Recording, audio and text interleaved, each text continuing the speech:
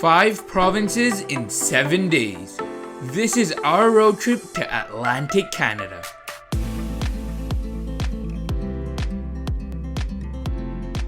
We started our journey from Toronto, Ontario, where we began our 3,342 kilometer journey to the East Coast and back. We left Toronto at around 5:30 in the morning or so to avoid traffic.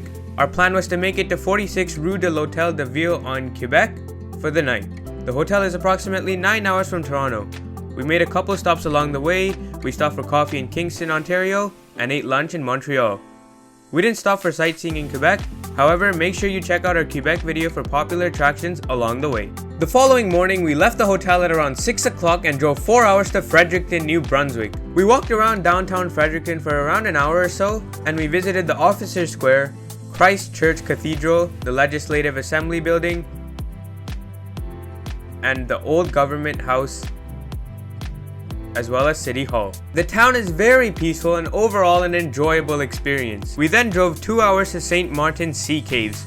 This location is home to sandstone caves shaped by the Bay of Fundy, reached by trails over the ocean floor during low tide. Also, it is worth mentioning that we stopped at Reversing Falls along the way. However, we do not recommend stopping here. They're just ordinary rapids in the middle of the city. After visiting the breathtaking sea caves, we drove 43 minutes to Walton Glen Gorge Falls, where we took some stunning photos of the falls.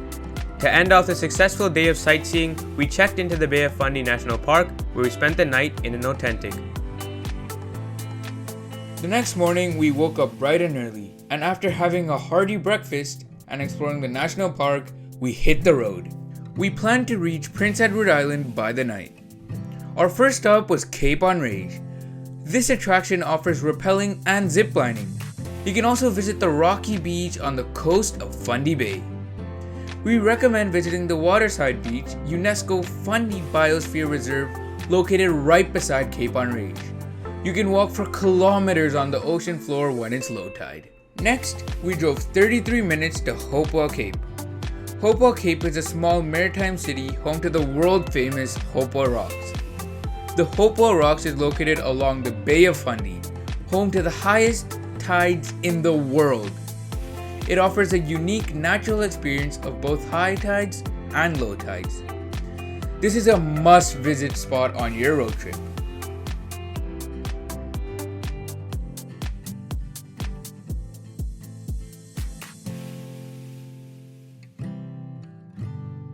We then crossed the Confederation Bridge to the beautiful Atlantic province of PEI.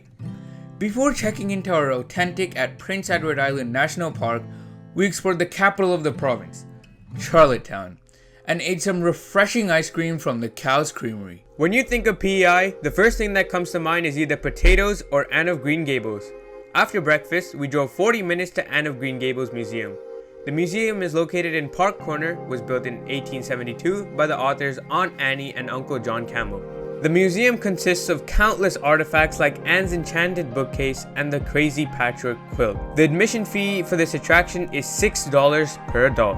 After visiting Anne of Green Gables Museum, we drove to Cavendish Beach, located on the Gulf of St. Lawrence.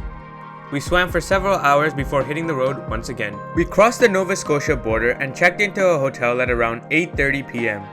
We woke up at 8 o'clock and went to the Alexander Graham Bell National Historic Site. Mr. Bell was born in England, however he lived in Nova Scotia for most of his life. The museum showcases some of Bell's best inventions, his hobby, and his life story. If you have enough time, you can even fly a kite. As Alexander watched seagulls fly overhead in Scotland, Alexander Graham Bell dreamed that one day he too could fly.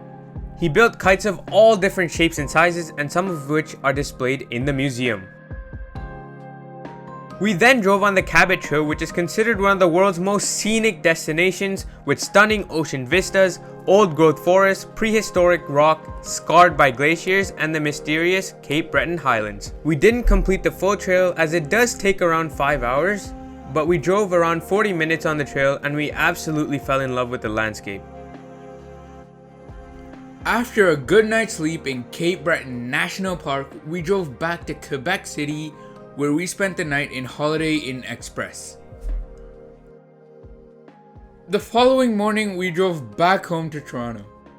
That was our road trip to Atlantic Canada. If you enjoyed this video, make sure you like and subscribe, and we'll see you guys next time.